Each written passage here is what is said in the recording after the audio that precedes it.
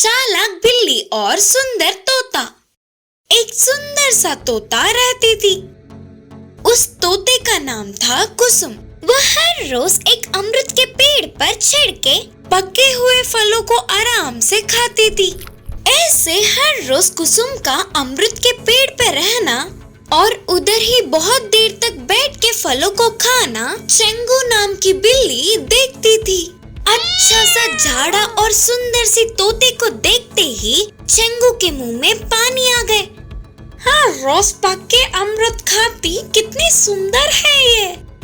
इन अमृतों को खाया हुआ इसका शरीर और कितना स्वादिष्ट होगा करके सोचकर उसी पेड़ के नीचे देखते हुए बैठ गई। लेकिन अगर वो सीधे कुसुम के पास गई तो डर के भाग जाएगी और फिर से मुड़कर आसपास के जगहों पर भी नहीं दिखेगी। सोचकर इसीलिए हर रोज उसे अच्छा बनने का नाटक करके विश्वास दिलाकर दोस्ती करके फिर बाद में मौका देख के निकल जाने के लिए चेंगू ने एक चाल चली। एक दिन चेंगू कुसुम के पास आकर बोली, अरे कुसुम, पता है तुम कितनी सुंदर हो। तेरे हरे भरे पंख नरम से अमृत के पत्तों की तरह मस्त है और तेरे ये नाक तो अमृत के अंदर के फलों से भी लाल लाल है। तुम तो बहुत खूबसूरत हो रे। तुम्हारी जैसे सुंदर सी दोस्त होना मेरा सौभाग्य होगा करके बोली। ऐसे मीठे मीठे बातें बनाते हुए नजदीक आने लगी। कुसुम को पहले ही संदेह आने पर भी धीरे धीरे चेंगू के तारीफों में आ गई। उसके मीठे मीठे बातों में आकर दोस्ती करने लगी। अमृत के पेड़ के डाल पर कुसुम और चेंगू दोनों को एक साथ बैठ के बातें करते देख बाकी के तोतों ने कुसुम को चेतावनी देते हुए कहा, कुसुम, तुम जरूरत से बढ़ के तारीफ करने वालों पर भरोसा मत करो, ध्यान से रहियो। ऐसे उसके अपने दूसरे तोते दोस्तों ने कहा, जब मुसीबत आएगी तब देख लेंगे। फिर भी मेरे पंख है ना, तो एकजुट में उड़ जाऊंगी और चेंगू के तो पंख ही नहीं है, वो उड़ भी नहीं सकता, तो उतनी ज्यादा खतरे की बात नहीं है। एक दिन चेंगू कुसुम के पास आकर बोली, अरे कुसुम, तुम्हारे नाक को कितनी भी बार देखने पर भी जी नहीं भर रहा है। तेरे नाक इतनी लाल लाल कैसे हुई? बस मुझे एक ही बार छूने दो ना करके बोलते हुए नजदीक आने लगी। उसके बातों से कुसुम पिघल गई, लेकिन उसके दोस्तों की चेतावनी को याद करते हुए कुसुम तुरंत सतर्क हुई। तब कुसुम ने चेंगू से कहा, हम भले ही कितने भी अच्छे दोस्त हो, ऐसे गलत फायदा उठाना मुझे बिल्कुल अच्छा नहीं लगा।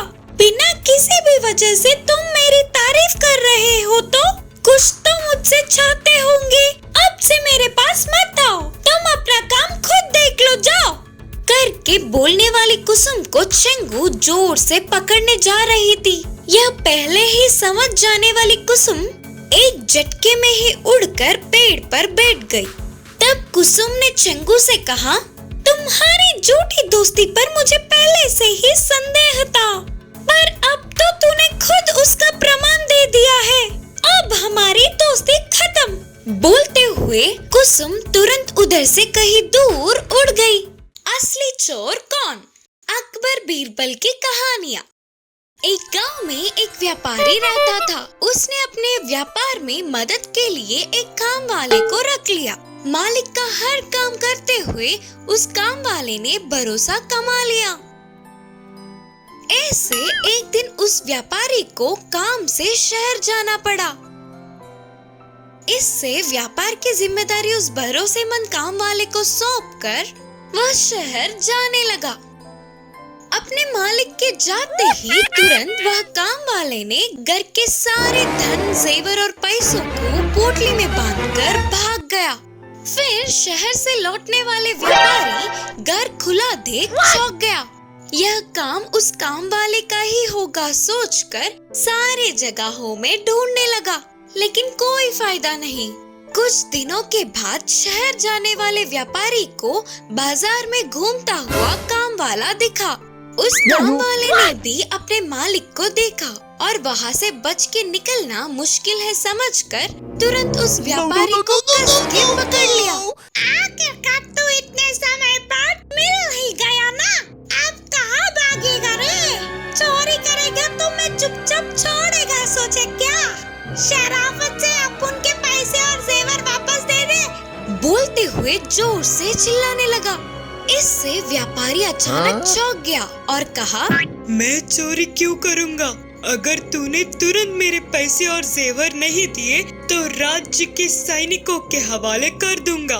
मेरे धन को चोरी करके मुझे ही सैनिकों के हवाले करने की धमकी देता है रे? बोलते हुए काम वाला उस पर चिढ़ रहा था। ऐसे व्यापारी और काम वाले के झगड़ा करने पर बाजार के सारे बड़े वहाँ उन्हें घेरे, लेकिन उन दोनों में कौन चोर है और कौन मालिक पता नहीं चल रहा था।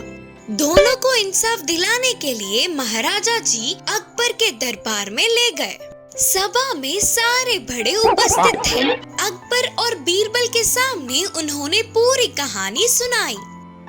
मैं एक व्यापारी हूँ, ये मेरे पास काम करता था। एक दिन मुझे शहर जाना पड़ा तो मैं अपने व्यापार की जिम्मेदारी इसे सौंप कर गया। मेरे वापस आने तक इसने मेरे पैसे और जेवरों को चोरी करके भाग गया। फिर से अभी दिखा, मुझे मेरे धन को वापस दिलाओ महाराज, मालिक ने कहा। फिर काम वाले ने कहा, महाराजा जी को मेरा प्रणाम। ये सच को छुपाकर उल्टा सीधा कह रहा है। यही तो मेरे पास काम करता था। मेरे घर में ना होते समय अच्छा सा मौका देख मेरे पैसे और जेवरों को चोरी कर लिया। अब मैंने इसे पकड़कर पूछा तो मुझे ही चोर बना रहा है। मेरे धन को मुझे वापस दिलाओ महाराज। बोलकर काम वाले ने बातें बनाए। सभा में सबको दोनों की बात सही लगी। यदि अगर अभी इंसाफ गलत हुआ तो एक ही व्यक्ति का 2 बार नुकसान होगा। लेकिन इनमें से असल में चोरी किसने की करके सारे सोच में पड़ गए। बीरबल ने एक सैनिक को बुलाकर दोनों को ले जाकर फांसी के फंदे के पास खड़ा करने को कहा। फिर उन दोनों का सिर फंदे में रखवाया। अब मेरे कहे हुए काम वाले का सिर काट डालो करके बीरबल के बोलते ही तुरंत सच्चा काम वाला डर से अपने सिर को निकाल दिया। इस तरह चोर की चोरी पकड़ी गई। उससे पैसे और जेवरों को लेकर व्यापारी को देते हैं। व्यापारी बहुत खुश हुआ और उस काम वाले को कठिन सजा सुनाया। समय रहते ही चोर की चोरी पकड़ने वाले बीरबल की सभी ने तारीफ की। इस कहानी की सीख है कि धोखा किसी न किसी दिन तो सामने आएगा ही। डायनासोर को फट्टी पड़ाने वाला शेर।